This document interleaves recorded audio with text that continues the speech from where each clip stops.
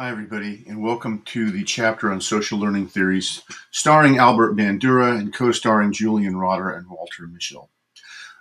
This is a theory that really is been very impactful in the field of psychology. If you did your dissertation in probably the last 20 years, there's a good chance that your dissertation had something to do with social learning theory.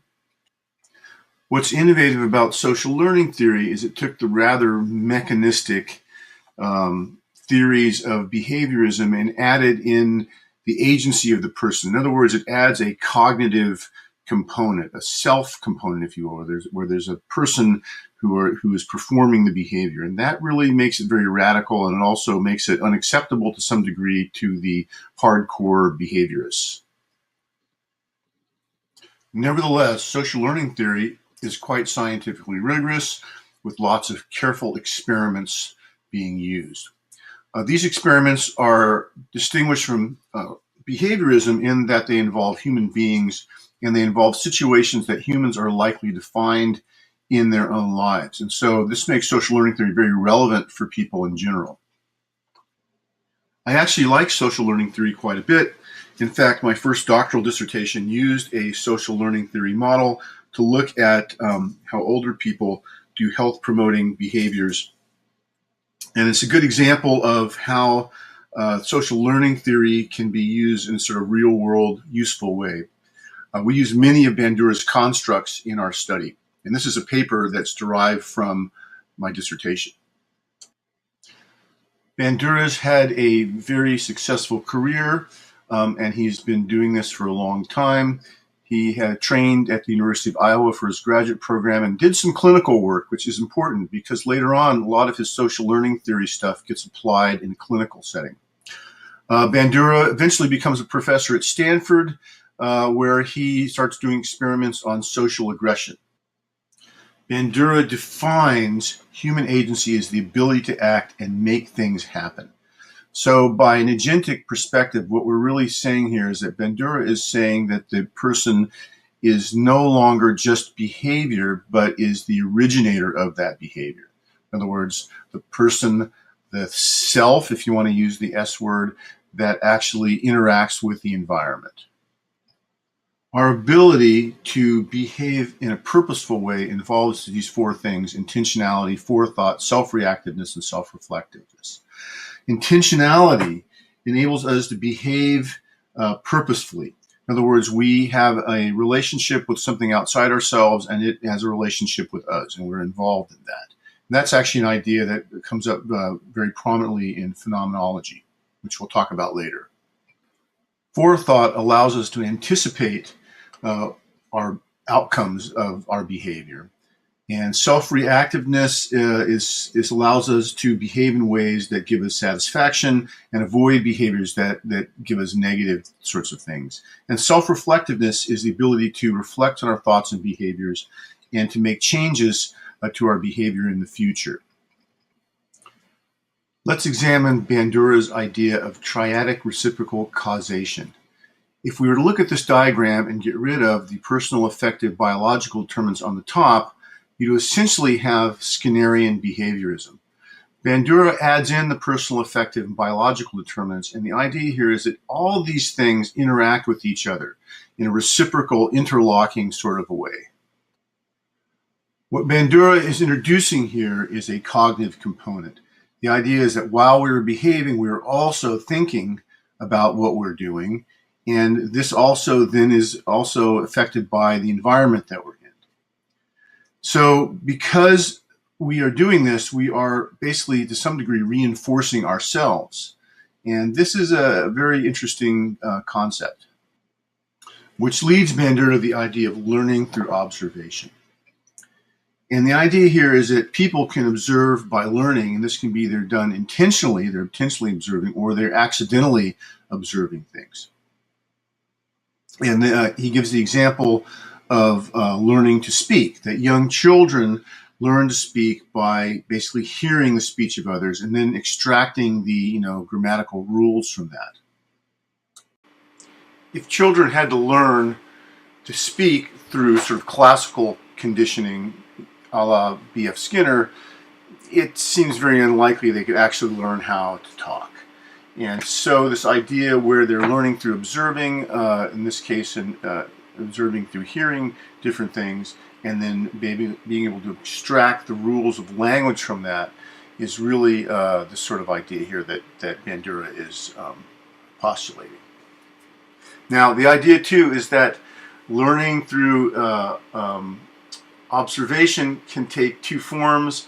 One is mere imitation, and the other one is modeling. And Bandura, of course, focuses much more on modeling because modeling also can lead to innovative and creative sort of behaviors. And this is a very, very important thing in Bandura's theory.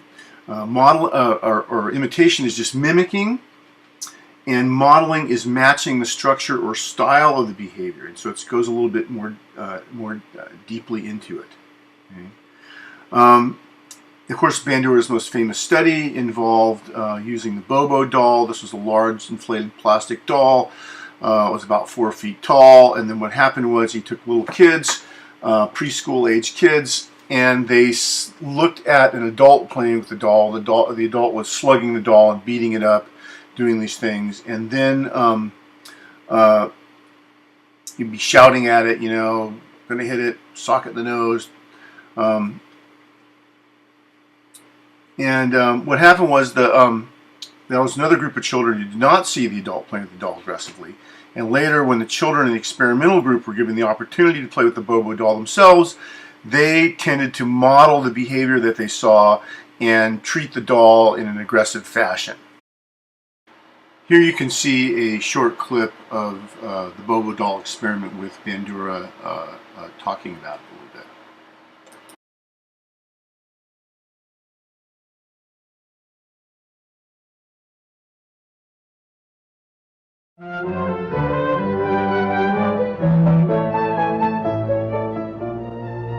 The segment you're about to see is taken from an early experiment on learning of aggressive styles of behavior through modeling.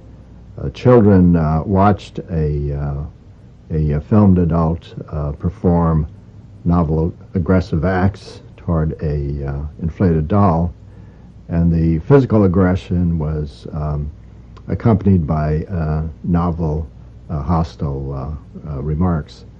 We later measured how much of this modeled aggression the children had learned just by watching. Now, the measurement of learning of aggression uses simulated targets rather than live ones. For example, to test how well bombardiers have learned bombing strategies, you would use simulated targets rather than require them to bomb San Francisco or New York. The model pummeled the doll with a mallet, flung it in the air,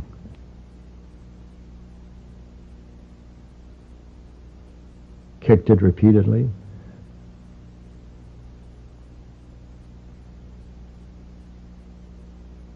threw it down and beat it.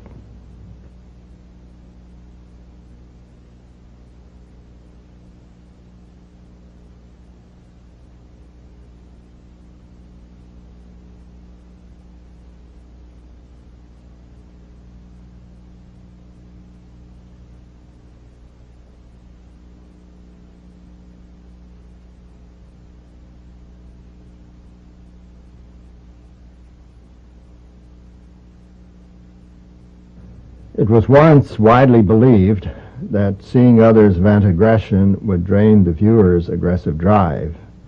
As you can see, exposure to aggressive modeling is hardly cathartic.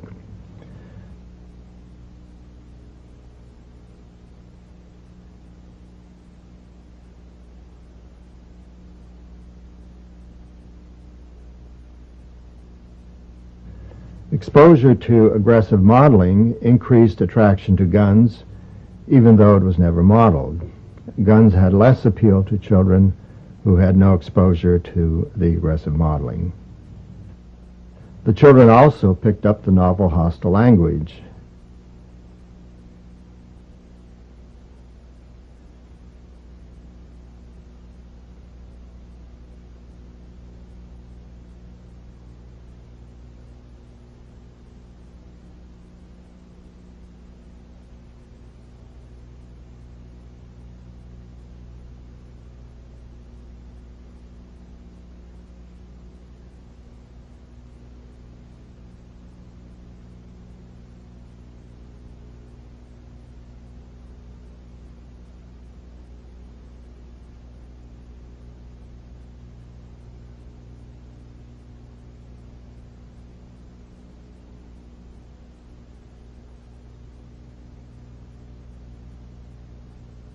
The room contained varied play materials, and Bandura claims that the experimental group of children were about twice as aggressive as the children in the control group.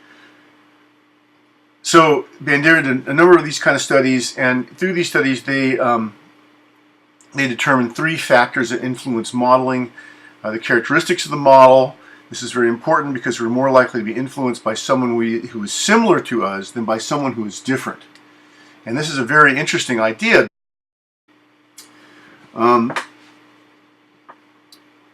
Attributes of the observer, people who are lacking in self-esteem, who are incompetent, are especially prone to follow the structure and style of a model, and so are highly dependent individuals, and especially people who've been rewarded for conforming to certain behavior.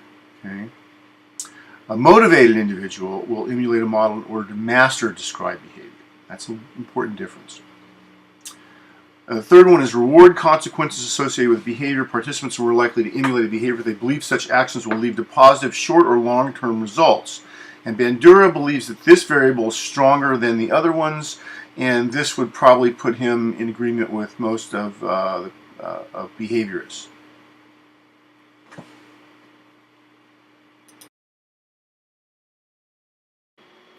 In addition to the three factors that influence modeling, there are also a number of processes, and we're going to talk about four of these, call these processes of observational learning. Attentional processes, retentive processes, and motor production processes, as well as motivational processes.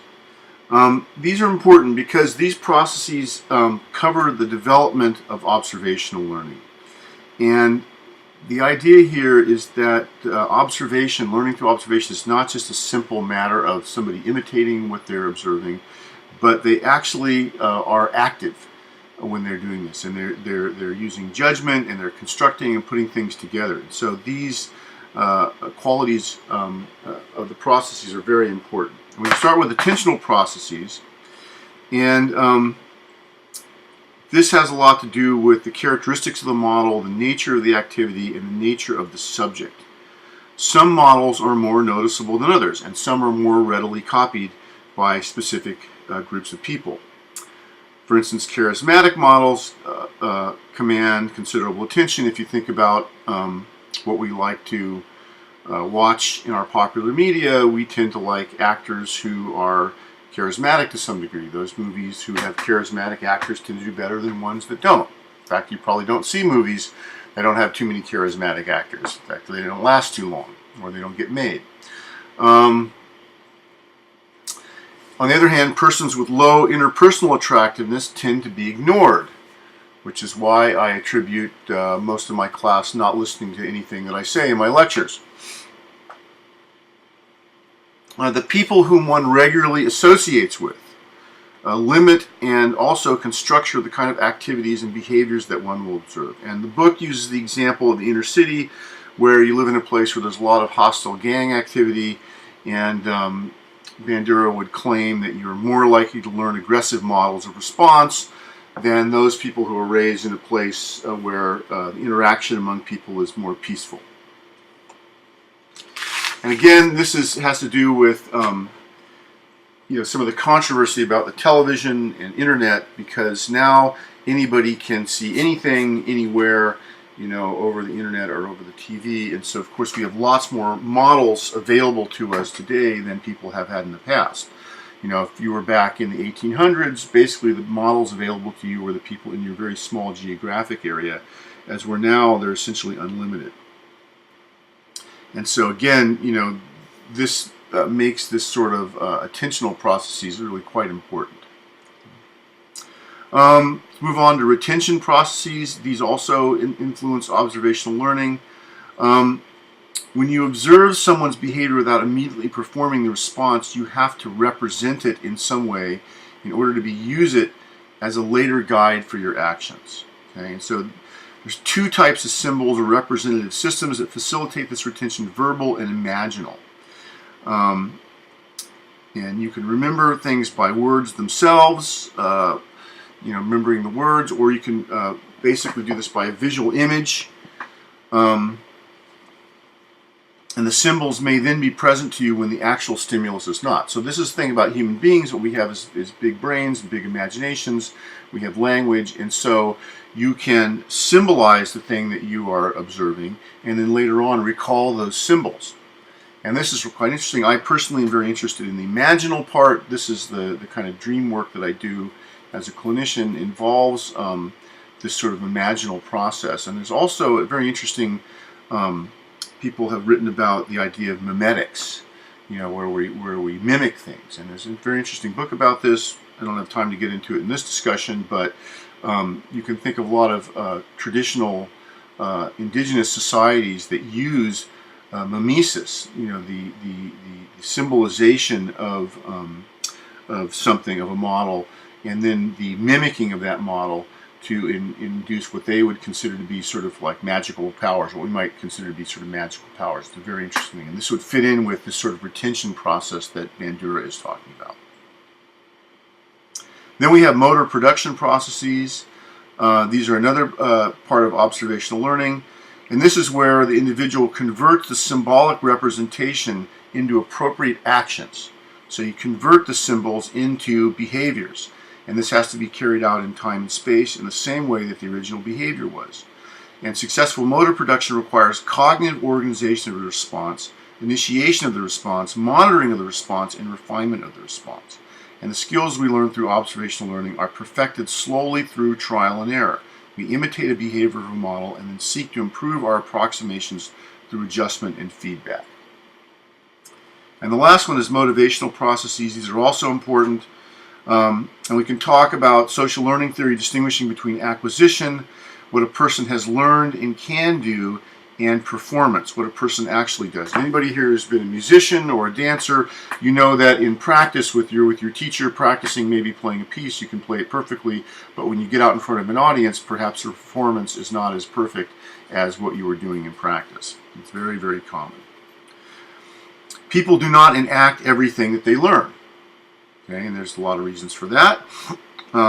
We also have a lot of theoretical know-how that we can pick up from the media, etc., etc., etc., that we don't actually practice. And the book gives the example of robbing a store. Most of us probably have seen somebody robbing a store on TV, and we might have some idea, theoretical idea, how to go about doing that, but most of us are probably not going to enact that behavior. All right.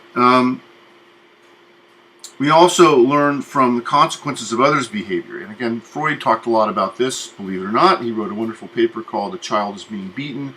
And he talked about how human beings essentially learn sadism and masochism. And this starts for the very young child observing other kids being, or a brother and sister usually, being beaten by a parent. And so for Freud, this was kind of a big deal.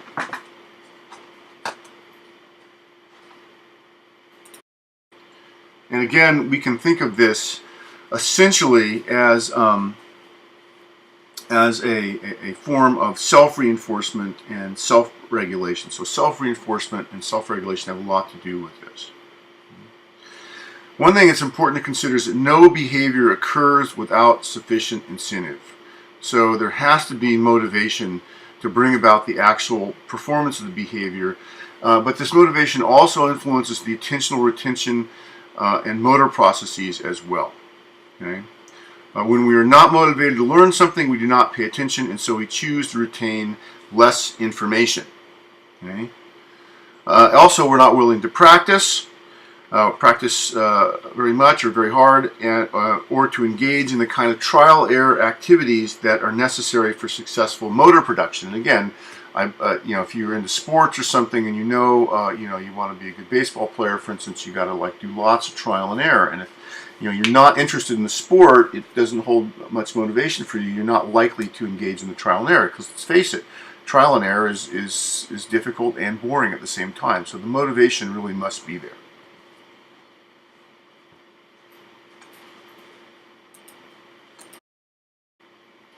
So over time, Bandura becomes more interested in self-regulation. This becomes more prominent in his theories.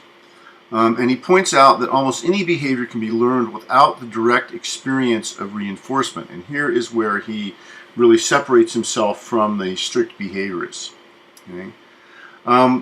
Many things we don't have to be reinforced for. Some things are just physiological. We don't have to be reinforced to pay attention to certain kinds of images or loud sounds. The stimulus itself commands the attention. Okay? Nor do we have to be directly rewarded in order to learn something. Okay? And you can think of examples about this. Maybe I can give you some of these in a minute. When such reinforcement plays a role in observational learning, it acts as a facilitator rather than a necessary condition. The individual's anticipation of a reward or punishment influences how he or she behaves. So let's talk about some of these kinds of reinforcement. He starts out talking about extrinsic reinforcement, and this is something that's arbitrary or socially arranged rather than the natural outcome of a behavior. In other words, you go and collect berries, which might be a relatively natural behavior, to gather food. But let's say you put those berries in a basket and you take them to the market and you sell them, and you are given money. We need to learn that money is actually something that is reinforcing, right? That's not a natural thing. Money doesn't have any, specific meaning until we assign it that way. So it's a socially constructed meaning, and so therefore it's a socially arranged extrinsic reinforcer rather than a natural outcome of the behavior, in this case of picking berries. Okay? And there's a lot of activities in a society like this. For instance, getting good grades in this class is a extrinsic reinforcer. Sitting in a room and listening to a lecture or watching a lecture on your computer, listening to it, does not in and of itself have any reinforcement. There's no reward for this. But you've learned over the years of being in school that getting a good grade, getting an A, is a nice reward for putting in the time of working on a class. What people make of the incentives, rather than the incentives themselves, determine how extrinsic rewards affect motivation. Okay? So that can either be an individually constructed or a socially constructed thing like money. Okay. Intrinsic reinforcement is naturally related to the behavior. This is something that we normally think about, or we don't think about. Something's intrinsic. So some behaviors produce a natural physiological response, for instance. You drink alcohol, and alcohol has a physiological effect on the body, at least in low doses, and for a short amount of time feels good. You don't have to learn that. The reinforcement is intrinsic. The book gives an example of exercising. So you go out and you run a few miles, your body produces endorphins, and then you get a kind of nice, mild opium-like high from running and exercising. And that does not have to be learned. That's intrinsic. Okay. So self-satisfaction can sustain the practice of behavior. This also relates to emotions, right? So maybe you're a musician, you play a good show, and at the end of it you feel good about yourself. Well, that also can be rewarding, and that's also something that's intrinsic. That feeling good comes from inside of you. Okay? So very important. The next one, which is very kind of central to Bandura's theories and is again different from behaviorists, is vicarious reinforcement. This is when we learn appropriate behavior from the successes and mistakes of others. In other words, in some degree, we can let the trial and error learning of other people also be learning for us. Okay? And again, you see this in kids, and this again, I'll point out to Freud's "A Child is Being Beaten" article that in the book even kind of references this sort of obliquely, that a child who sees a sibling being spanked for doing something quickly learns not to do the same thing, right? So I see my brother, getting spanked for, grabbing a cookie out of the cookie jar, and then I know not to go get something out of the cookie jar, right? So again, vicarious reinforcement can be very important. Again, you can think of all sorts of things like this that we have in our modern life. I'm driving down the road, I'm doing 75 on the freeway, I see another guy pulled over by the highway patrol. The highway patrol lights are blinking, and they're pulled over to the side of the road, and somebody's there, and the patrolman's leaning in the car, giving the poor person the ticket. what do? I immediately slow down, because I've learned from seeing that if the highway patrol are out, that there's maybe more of them, and I should probably be careful. This is especially true, it seemingly at the end of the month. And I see lots of highway patrol out. I've learned, from watching other people get tickets, that I should not drive too fast. Okay, another example of that. Okay. And the last one he talks about is self-reinforcement, essentially increasing performance primarily because of motivation. Okay, and again, motivation is something that has to do with each of us sort of individually. For instance, one musician might play a concert and think that they sounded pretty good. Another musician might play the sort of same piece of music but think it wasn't as good and want to, play better. Or one runner might run, a 5-minute mile and think that's great. And the other person says, I really, I have to get under 5 minutes in a mile. I got to work harder. So again, motivation really depends on this sort of idea of self-reinforcement. Okay. Bandura believes that human behavior, particularly in the adult, is motivated by the continual practice of self-regulation or of influencing one's own behavior. So again, this sort of self-influencing, this self-regulation is really, really something that we do all the time, and this really has a lot to do with the way that we behave. Okay? It also includes the idea of self-monitoring, which is also where we have to pay attention to our behavior. We can't regulate our behavior unless we're paying attention to it. This kind of makes sense. We also need the ability to judge and evaluate our own behavior, so this idea of self-judgment is very important. And we also need something that Bandura calls effective self-reaction, which governs the subsequent courses of action. We have good and bad feelings about our behavior, and informed by these feelings and seeking to feel good about themselves, we create for our own behavior incentives and reinforcements, which in turn motivate them to behave, motivate ourselves to behave in similar or different ways. So this is very important. So again, our emotions and our reactions to what we're doing really affect our behaviors. Now this leads Bandura to one of his most famous things, and this has to do with aggression. All this stuff leads to Bandura's understanding of aggression. And Bandura has made very significant contributions to understanding human aggression and why people do bad things to each other and to animals, etc., etc., etc. Okay. There were lots of variations on the Bobo doll experiment, and one of the interesting variations was to study the effects of a live model that was performing aggressive acts versus something that was recorded. And what Bandura found, and also a live versus recorded versus a cartoon model. And what Bandura found was that the aggressive film model was just as effective in teaching aggressive forms of behavior as a live model. The cartoon was somewhat less influential, but nevertheless also promoted aggressive behavior. In each study, children who observed aggressive model, live film or cartoon, performed more aggressive responses than children who observed a non-aggressive model or no model at all.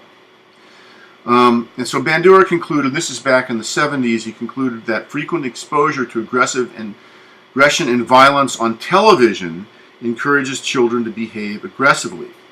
And he became very concerned about the aggressive models that our culture provides. Now, if you fast forward to the modern day, where we have not only television, but of course we have extremely violent video games, extremely violent films, extremely violent content available 24/7 on the internet, you can see that that this should raise some concern.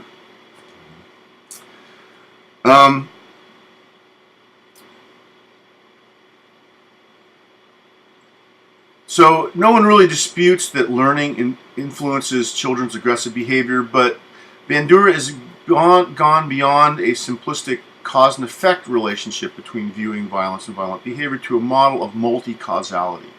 And this involves a complex interplay of various things. For instance, the violence on television and other media may be seen as having multiple effects, such as overwhelming the nervous system of young children, the teaching of aggressive styles of behavior, the reduction of restraints over aggression, the desensitization and habituation of viewers to violence, the shaping of images to reality, etc., etc., etc. Bandura thought that government control, public protest, and industry self-regulation have not been very effective at limiting children's exposure to violent behavior. And I think if you look around, he said this in the 70s, and if you look around in modern times, I think you could probably make the same claims here. Today, in the this is 2018, 2019. Really, things haven't changed very much since Bandura said this stuff in the 70s. Okay. Bandura has also talked about this idea of moral disengagement, which permits individuals and institutions to perpetuate and encourage violence and other inhumane activities while justifying and exonerating their behavior.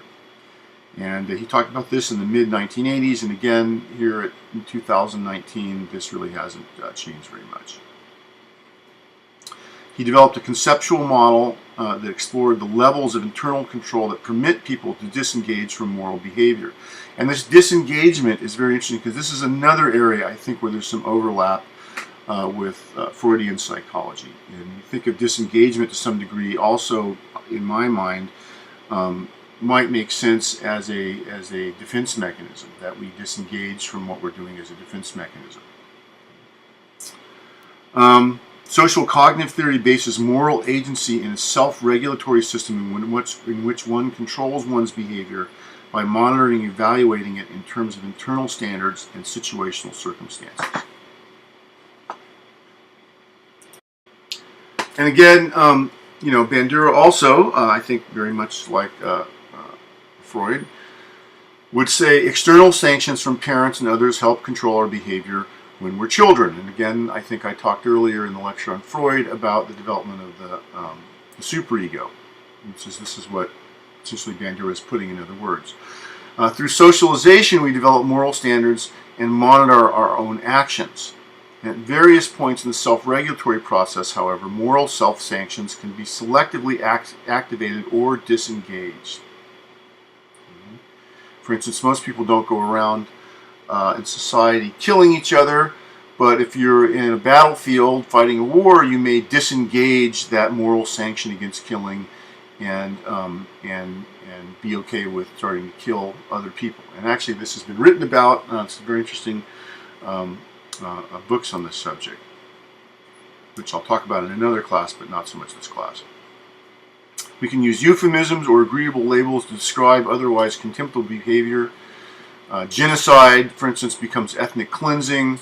For instance, in World War II, the Nazis talked about evacuating Jewish individuals, and what they meant by evacuation was basically killing and murdering them. And so again, you see this kind of euphemistic stuff used all the time.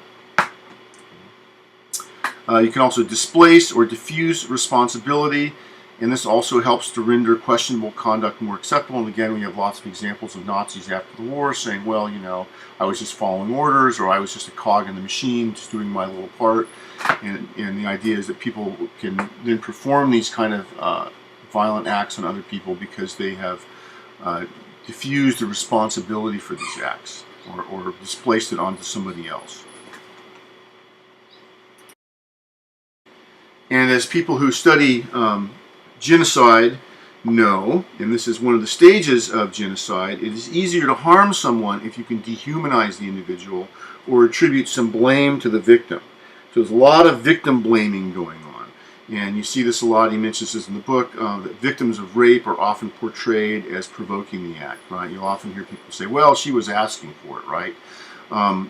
When, the person should know very good and well that there are no women out there that are asking to be raped. Okay, and that's just that's ridiculous. That's just attributing blame to the victim. And again, it's one of those ways that we do the sort of moral disengagement.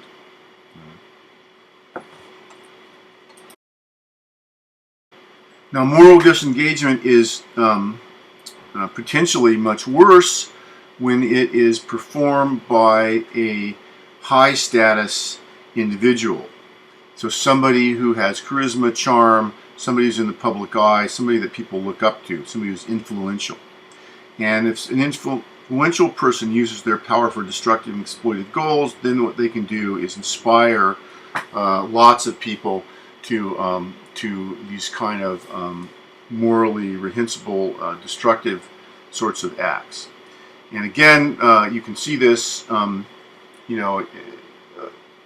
especially among certain kinds of narcissistic leaders, and who get their narcissistic fulfillment out of having their followers perform violent acts. And so all they need to do is suggest these sort of things, and then people can go out and start behaving in this way. And it's very, very unfortunate. However, something that's interesting and to some degree kind of contradicts Bandura's theories is that recent research has shown that the world overall has become actually less violent, and that human life has become more precious and aggressive behaviors are diminished and are more widely condemned. Now, I think there's probably some controversy in saying this, but there has been some research, and the book quotes Pinker 2011. And you would think with more media, more models of destructive behavior, etc., that you would actually see an increase in violence, and it may be that we have an increase in a certain kind of violence, but then other kinds of violence, especially maybe person-on-person violence, maybe has decreased. And so again, we're not sure why exactly this is going on, but this would seem to be somewhat, a little bit maybe contradictory to Bandura's theories. Or maybe it's the idea that also, since people can see also some different models through media and the internet and etc., that maybe people are getting models of peaceful behavior in addition to models of violent behavior. We don't really know. It's a really interesting idea, though. I think it deserves to be researched more. So let's move on and talk about another important concept that has to do with personal agency and self-regulation, and this is self-efficacy. And self-efficacy can be defined as people's belief that they can successfully perform behaviors that will produce desired effects. In other words, that you can behave in a way which is producing some sort of fulfilling end result for yourself.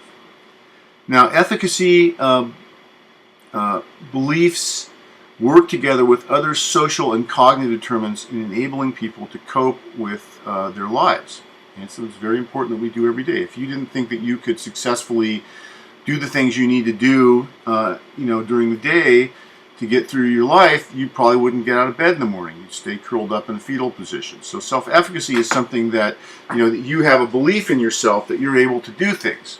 Most of you wouldn't be in college if you believed that you couldn't make it through. If you didn't have the belief that you could, get through college and do something better with your life after you graduate, maybe get a better job, whatever it might be.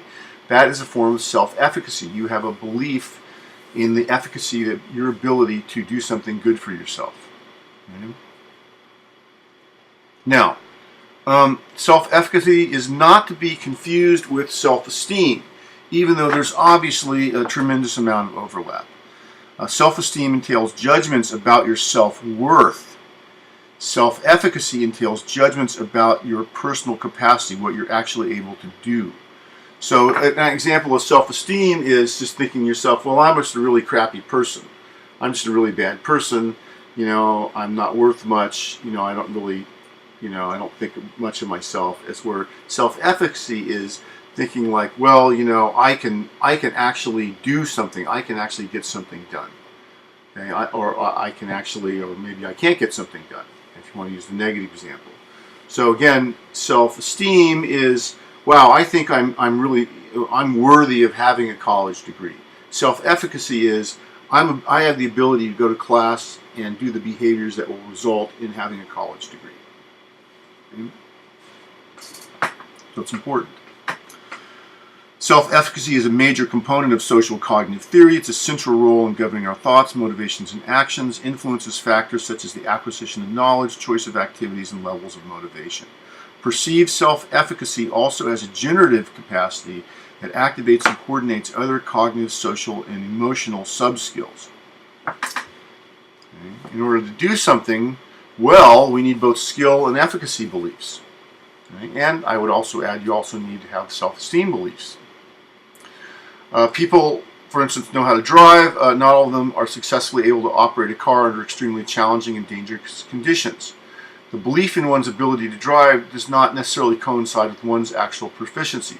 So this is where you get the thing that people are talking about a lot lately with regard to the political situation in America, the so-called Dunning-Kruger effect, where somebody has a belief in their efficacy that far goes beyond their ability to actually behave, or they have an idea of their self-worth as far greater than what society perceives their worth. And again, there's some idea that the more that you think that you are able to do something without any sort of training or any ability, the worse, the worse you're actually going to be able to do it. So that's a very interesting thing. We're not going to really go into detail about the Dunning-Kruger effect, but it's something you can look up. It's been talked about a lot lately, and it relates to this. Now, over the course of our lives, our self-efficacy beliefs change. Okay, self-efficacy arises from past accomplishments that serve as indicator of ability. You also can get self-efficacy from vicarious experience that alter our beliefs through a comparison with others, and from social sources that are selected, interpreted, and integrated into a total estimate of self-efficacy. This vicarious experience is very interesting. We see this in sports. For instance, before people ran, like a 4-minute mile, I'm just making up the numbers, I don't know the exact ones, people thought, oh, that's not possible. And then one guy was able to do it. And once one guy was able to do it, everybody could see, oh, it's possible for a human being to run a 4-minute mile. And then suddenly you found like a bunch of people were able to do it. And so the idea that you have this sort of vicarious experience, oh, see, the other guy ran fast, so that, I can do that too, you get self-efficacy can arise from that. That's a very interesting idea. Okay? Typically, we get our self-efficacy because we were able to do something well in the past. And school is a very good example of this. Well, I got A's in high school, so I should be able to get A's in college, right? We judge what we're going to be doing in the future from our past self-efficacy.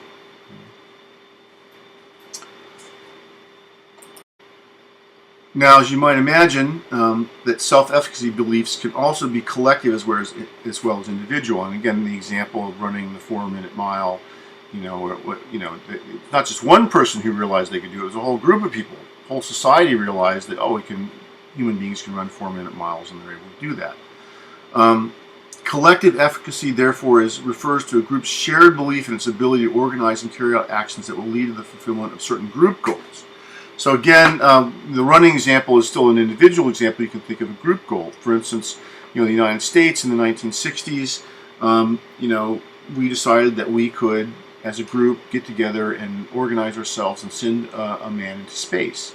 That required a great deal of collective self-efficacy. Collective efficacy, I guess you would say. Self-efficacy, you could say collective efficacy. Okay? And again, the sources of collective efficacy are similar to those in individual self-efficacy, and you see a lot of these kind of things emphasized in sort of group and organizational psychology. You're running a company, you want to get everybody, to do something maybe that hasn't been done before, and so you need to facilitate this sort of collective efficacy. Now, efficacy beliefs can influence our lives in many ways. They've studied family functioning, and they found that family functioning can be a way where where efficacy beliefs play a big role. If you believe that your family is going to be a certain way, this will sort of motivate certain behaviors. We've looked at academic subjects and teachers' beliefs in their ability to motivate and encourage students. This has an effect on academic performance. Also, there's collective efficacy effects on schools as well. And again, we mentioned sports already as an example of this. There's been studies to show that self-efficacy structures vocational choices. What do you think you can do? If somebody came to me and said, Kevin,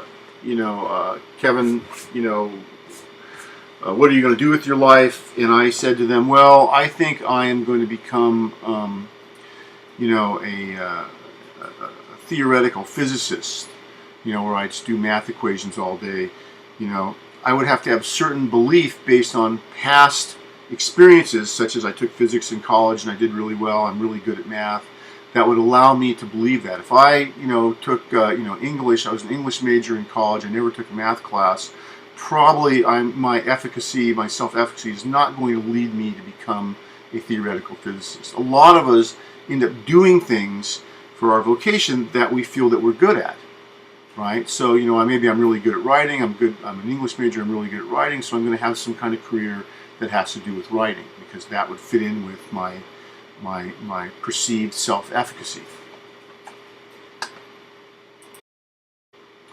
There have also been studies that show that self-efficacy can even modify the biological systems of the body, and this can have an influence over health and the course of a disease. And you've probably all heard the thing, about cancer patients, that if they believe they can fight the cancer, they believe, in themselves, the ability to, heal themselves, that they may have a better outcome from the treatment of the disease than those people who do not. So again, there's been some studies, and it's really quite fascinating.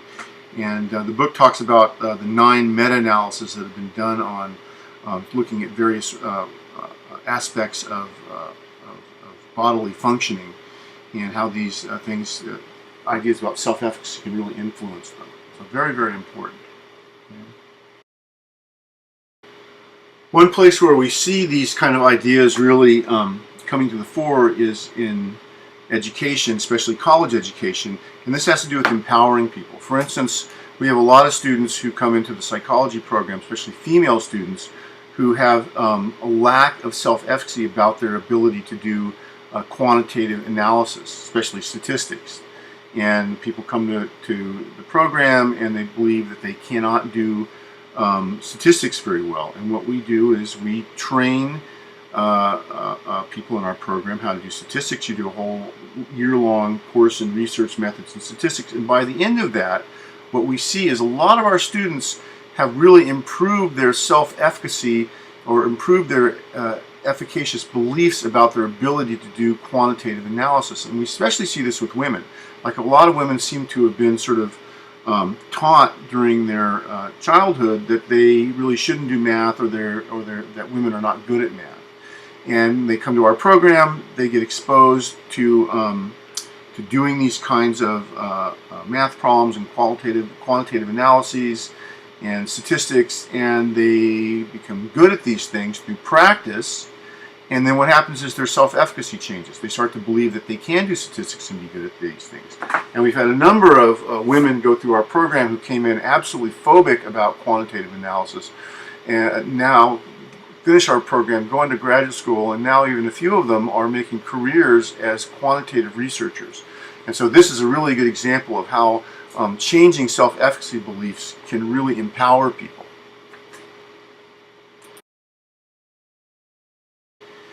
Now, all these ideas of Bandura's have a impact on the idea of doing psychotherapy and or behavior modification.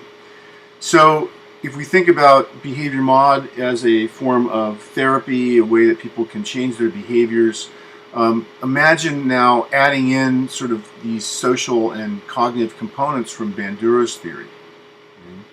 For instance, using modeling to aid in changing behaviors. Now, I would make the case that that modeling is present in most systems of psychotherapy, that people model themselves after the therapist to some degree, or you can think of it sort of in a Freudian terms of, that people have transference with their therapist, but transference would entail, in my opinion, some degree of modeling. So again, this may be, the modeling may be something in the therapy that that really is part of why it is effective. Okay, depending on the type of therapy, it could be behavior therapy, could be some sort of cognitive therapy, could be psychoanalysis, but the modeling of that the therapist provides to the client may be the thing that is really providing a lot of the effectiveness.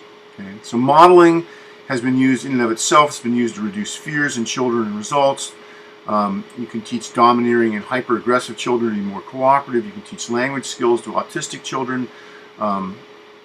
You can increase communication. They use the example of asocial psychiatric patients. You can use modeling to lessen anxiety, to improve performance in college students, facilitate many other behavior sorts of changes. So for instance, somebody comes to your therapy office, they have a fear of flying. So one thing you can do is you can show them films of people getting on a plane and flying and not being anxious about the flying, right? And so they can model themselves after that, or the therapist can talk about his or her experience flying in a plane and how it's been pleasant, and sort of model that for the client. And you can think of all sorts of other examples where this sort of modeling could be really effective. If you think about a psychoanalytic situation where the psychoanalyst is basically modeling to the client the ability to reflect on their own behavior. Okay, so the analyst is helping the person to learn to reflect on their own behavior by modeling this reflection. And you can, again, think of all sorts of different examples of this. Cognitive behavioral therapist is modeling the ability to, perhaps change one's thoughts during the course of the therapy. So this can be very, very important. Okay. In each case, a model or models illustrate or explain an appropriate way of handling the situation, and the patient is encouraged to emulate the model. So lots of these psychotherapy examples. Bandura points out that people who behave in dysfunctional ways generally have also a poor sense of self-efficacy.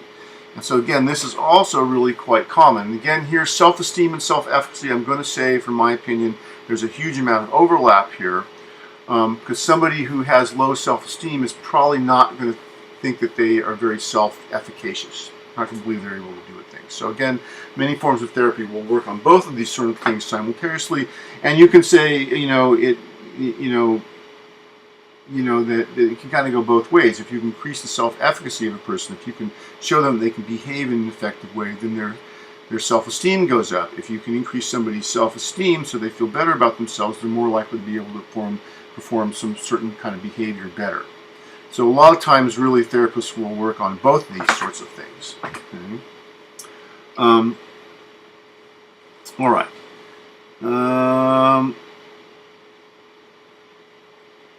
Bandura points out that just sort of behavior modification typically has just a short-term effect, and these last as long as the person is under the control of a therapist or in a carefully monitored environment. Once the external control and support is gone, the person may revert to his or her old style of behavior. Okay? And so this is where these things come in that Bandura has talked about, the idea that the person can learn vicariously, that the imagination, the attentional processes play a role here, that really you want to have a system where these things are engaged so the person can imagine, for instance, the person, maybe the therapist or something modeling a certain behavior, so the therapist themselves doesn't have to be around. Right? Psychoanalysts talk about this with regard of internalizing the therapist, right? But in the Bandura sense, the idea is that these people would become sort of vicarious, intrinsic motivators for the behavior. And so again, there's a role here for these clearly cognitive processes that you don't find in strict behaviorism.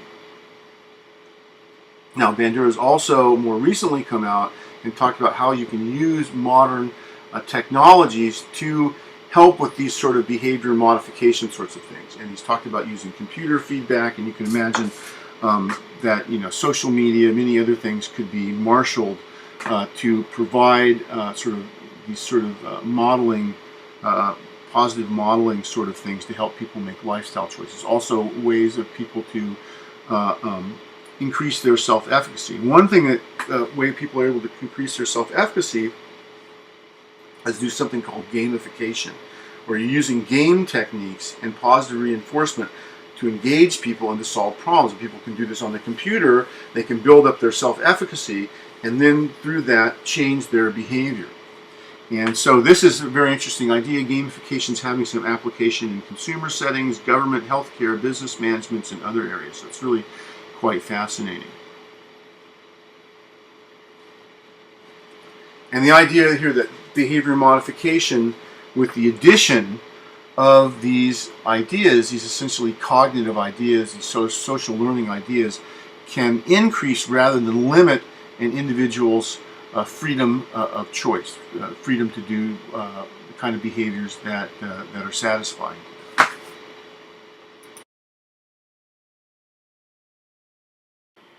Let's move on now and talk about Julian Rotter.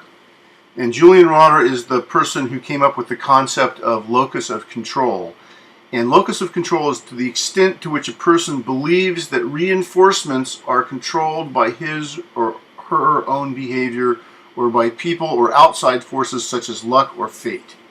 And Rotter conducted a series of experiments that were designed to tell whether or not people learn tasks or perform differently when they see reinforcements as related or unrelated to their own behavior. And from these experiments, he created the internal-external scale, locus of control scale. And this measures an individual's perceptions of control. And he found that internally controlled people assume their own behaviors and actions are responsible for the consequences that happen to them, and externally controlled people believe that control is out of their hands. And so internal, external are the two extremes on the control of reinforcement continuum. Okay. Locus of control is not the same as Bandura's concept of self-efficacy. Self-efficacy refers to the belief that one is able to perform certain actions. Locus of control anticipates whether or not one's actions will influence the outcomes. Okay. And some have inquired whether self-efficacy and locus of control are indicators of a common core construct. You could talk about that. Okay. On the internal-external locus of control scale, as 23 forced choice items and 6 filler items. Participant indicates whether each pair of items applies best. Final score can range from 0 to 20 through. Higher score indicates greater externality. Rotter doesn't have a cutoff score for that separates internal locus control from externals, but norms have been published for various groups to make comparison. On a national sample of high school, for instance, high school students, your book says the mean score was 8.50. The lowest mean score reported by Rotter was 5.9 among a group of Peace Corps trainees. So you can say that Peace Corps, people who go to the Peace Corps are more likely to have internal locus of control.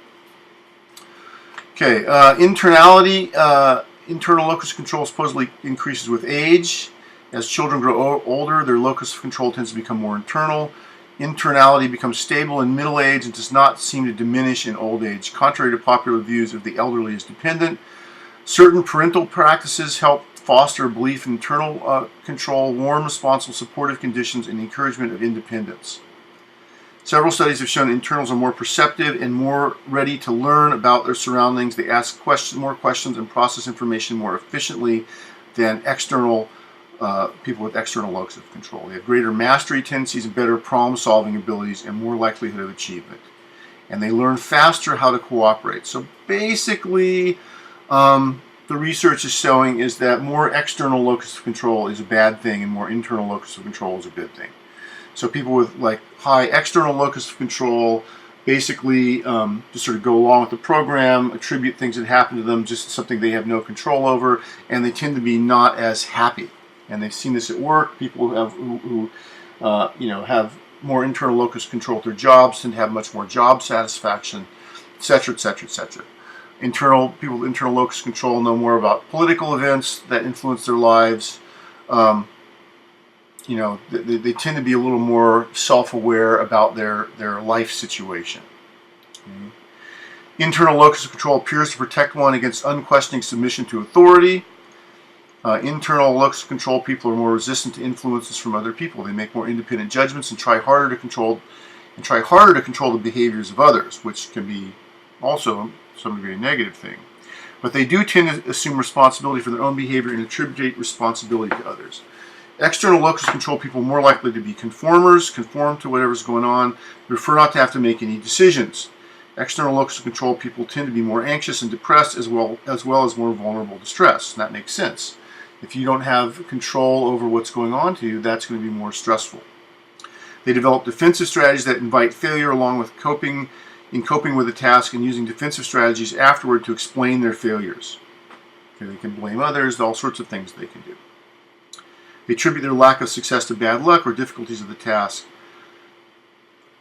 And this relates to terror management theory, which we're going to be talking about, that mortality salience decreases the perception of risk and increases risk-taking in external locus of control, while having the opposite effect in internal locus of control people. So people who actually think about their own deaths and the perception of risk cause external locus of control people to take more risks, because they figure like, oh well, I'm just going to die anyway, I might as well just do whatever I'm going to do. As their internal locus of control people will actually take that information and use it to to try to stay alive, essentially. Now, supposedly there's some sex differences in locus of control, with females tend to be have more external locus of control. Of course, this was, may have been reflect the time that these studies were done. Family socioeconomic status, even stronger correlate of locus of control, as well as not being a member of a vulnerable population. Okay. Children, medical patients, lower level employees, and the elderly. The elderly in the other study had internal locus of control, but in this study they had more external locus of control.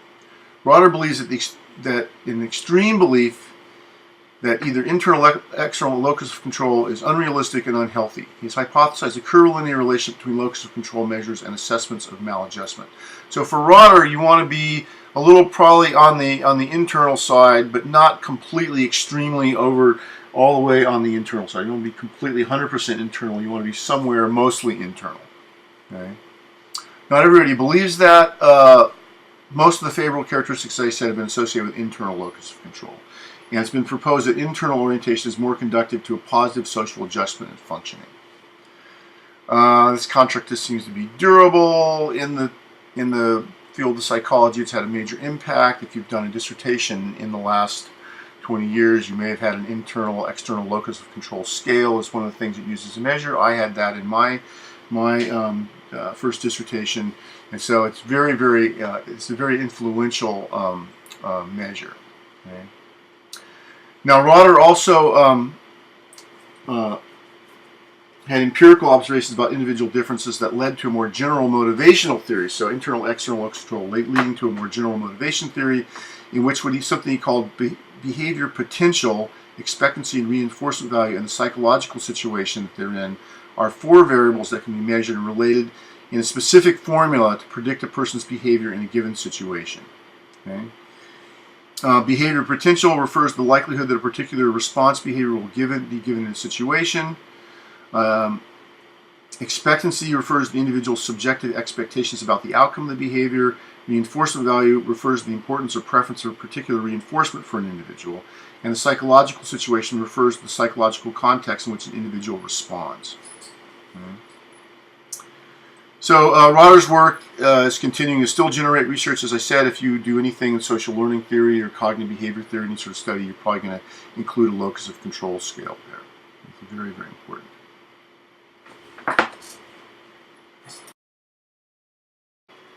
And the last person we're going to talk about in this chapter is Walter Mischel. And Mischel also reflects sort of psychology's pivot from behaviorism more toward cognitive psychology and cognition.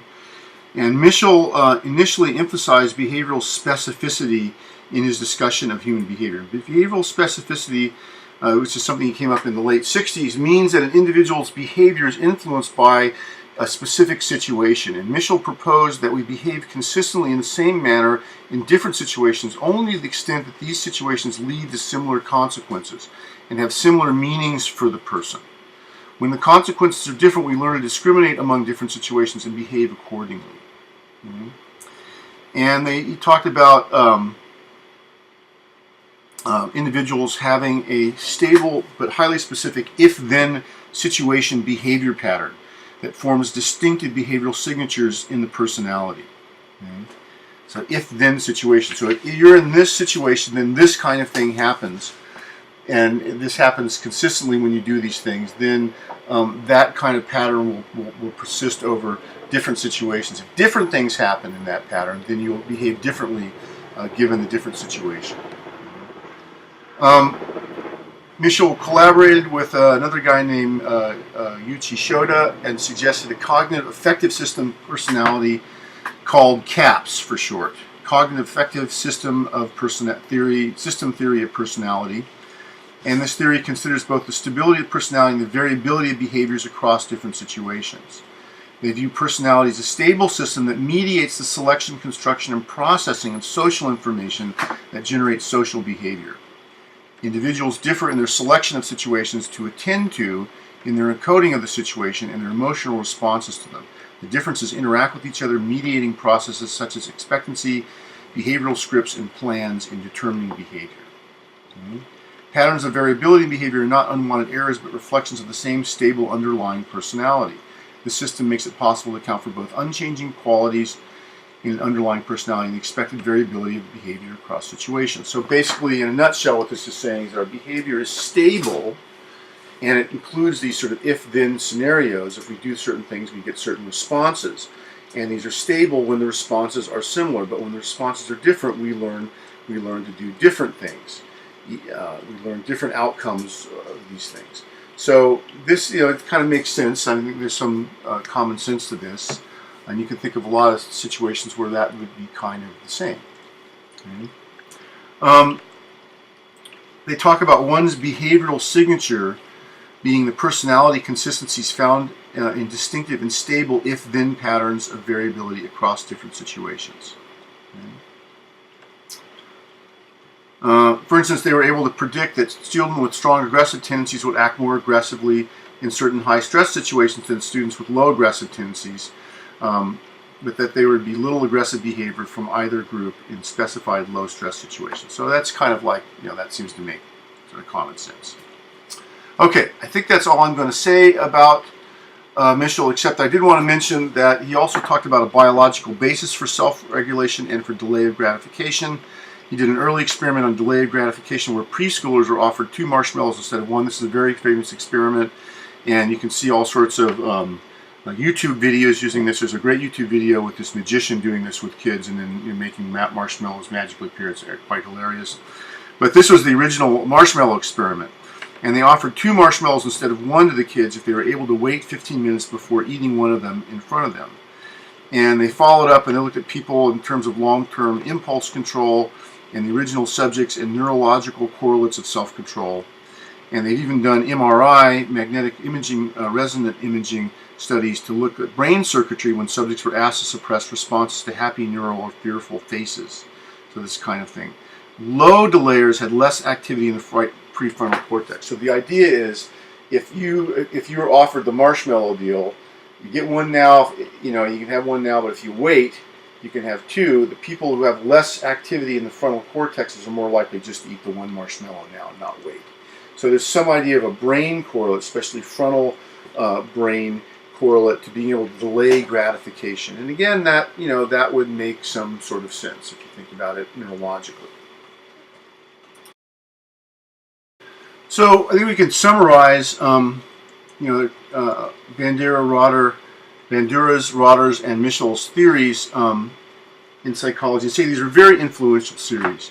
And cognitive and learning theorists really take this stuff to heart, that there's stuff going on in the individual that's not just behavior and reinforcement. And these guys really are the ones that sort of break psychology out of the pure behavioral mode and start introducing empirically verified theories that include things besides just observable behavior. And I will say, my personal feeling is that given that they use a lot of measurement tools to do this research, that the research is more population-based than behaviorism. Behaviorism does a lot of single subject or very small in studies. These guys can do larger sample studies, population studies, and so this has been, and the studies can become really quite sophisticated. So I think these guys are really pivotal in the history of psychology, thinking about personality and studying traits related to personality theory. So I think they're very important, and you'll see, especially in Bandura, you'll see echoes of theories that non-behavior theories that came along before, like Freud's theories and other people as well. While he still stays true to some of the central ideas of behaviorism, such as the importance of reinforcement. So on the whole, these are very, very important people. And if you go on to graduate school and you do research in psychology, it's likely that you will run into and possibly even use many of the concepts that we covered in this chapter. So we can leave this chapter and actually, ask ourselves some questions and think about some of these concepts like self-efficacy. You can examine influence and beliefs about personal efficacy that perhaps, things that have influenced your own life or influenced life of the people you know. You can ask 5 friends what they feel they're best at doing. Do the people feel they're best at doing? Do they have a skill? Does that skill come from something they've done in the past? Is it something that was modeled for them externally, etc., etc., etc.? So you can ask yourself also some questions about internal, external locus of control, very similarly, or about modeling. So I would invite you to play around with these concepts and see how they apply to your own life and how they apply perhaps to people that you know.